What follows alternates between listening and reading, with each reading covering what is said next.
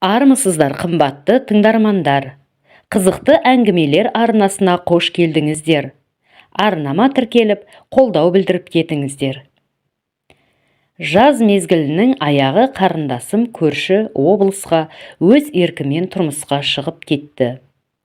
Содан біраз өткенде күз аяғында күн салқындаған кезде той күнін белгілеп құдалар шақырады.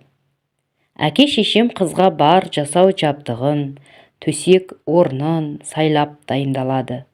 Әулетіміздегі әрбір отбасынан бір адам ғана қосылып, 14-15 адам барамыз деп шешеді.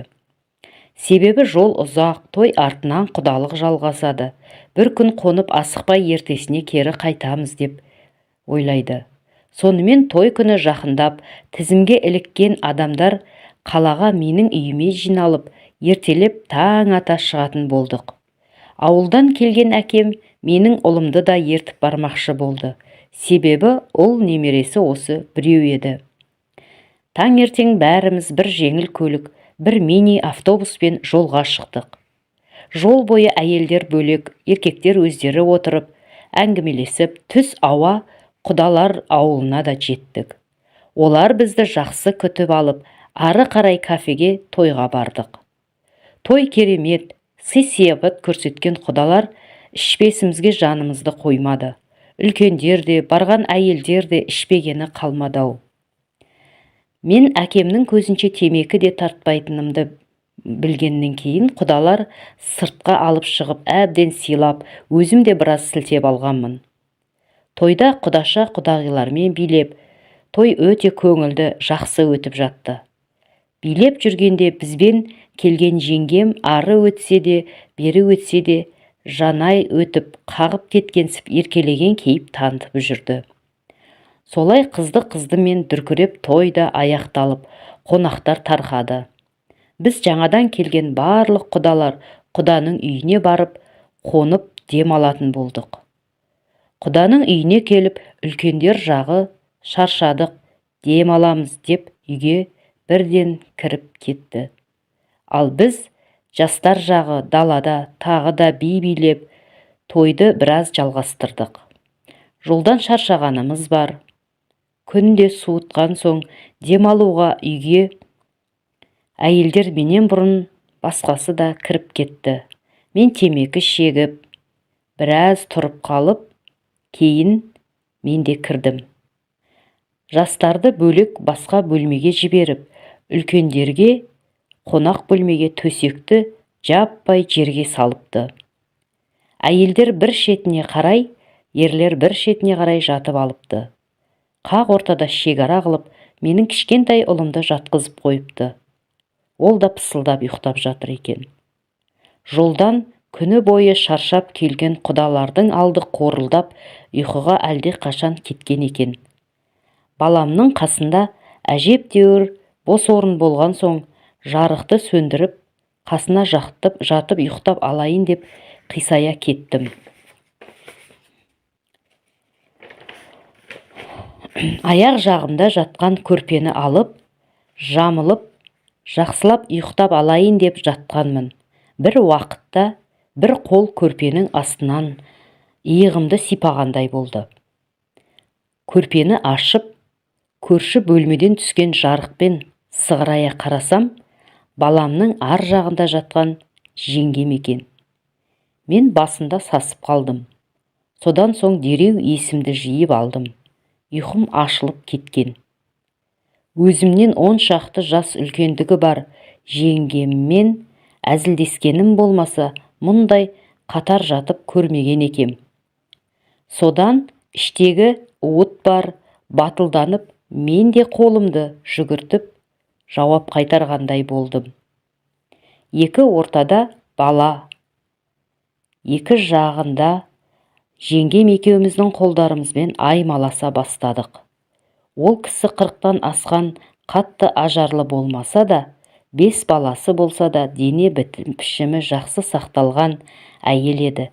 Солай жатып, қолым анарына тиді. Бала ембеген жас қыздың анарындай тығыз, пиялай сияқты доп-домалақ екен. Содан есім кетіп, Сумаңдаған қолдарымыз белге қарай сырғи берді. Алтын балғам қақиып атып тұрды. Сөйтіп жатқанда келесі бөлме жарығы сөніп, бөлме тас қараңғы болды. Осыны күткендей біз де батыл қимылдай бастадық. Менен ары жатқан ер адамдар тегіс ұйқыға кеткен, сықылды. Бір қалыпты тыныстап, кейбірі қорылдап жатыр. Ал әйелдер жағын білмеймін, бірақ тырп етпей жатыр. Оған қараған біз жоқпыз. Бір уақытта жеңгеме бері кел дегендей қолыммен белгі бергендей болып едім. Ол көтерілді де, мен жалма-жан ұлымды ары жатқызып, жеңгем лып етіп қойныма кірді. Біраз аймаласқан соң екеуміз бір бағытқа қарап жатып, тар жерде айнала тола адам, екеуміз де тым-тырыс ұялмай тірлігімізді бітірдік.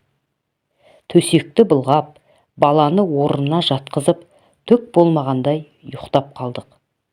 Осылай жеңгеммен құдалықта бірінші рет ойнас болдым.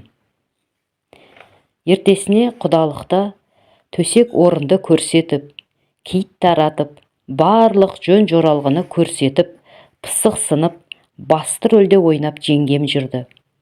Мен де сыр білдірмей, ішімнен риза болып, бәріміз аман есен қайтадан қайттық. Келгеннен кейін жеңгемнің тып-тығыз пиялайдай қосанары мен жақсы сақталған мүсіні біраз есімнен кетпей жүрді.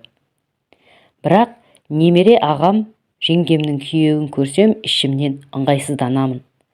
Ағам жеңгемнен әжептәуір жас айыр алшақтығы бар.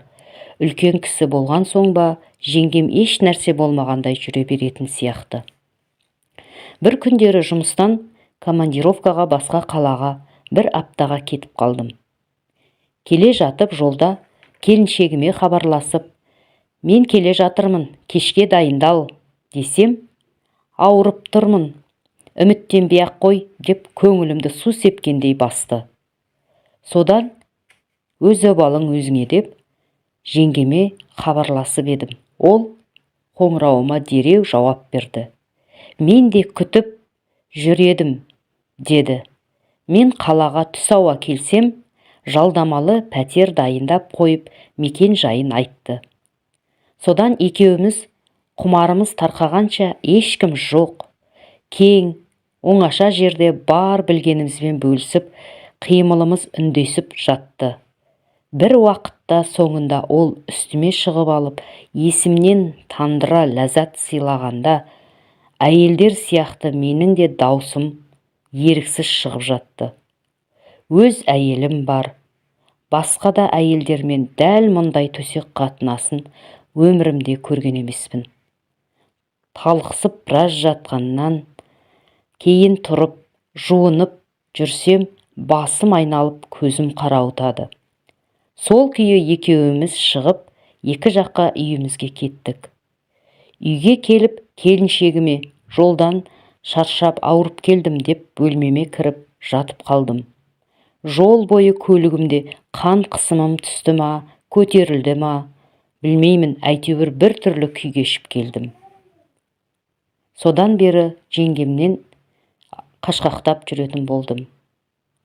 Сол жеңгем қазір жасы 50-ден асқан, бала санымен зейнетке шығып, немере сүйіп әже болып жүр деп әңгімесін аяқтады автор жігіт.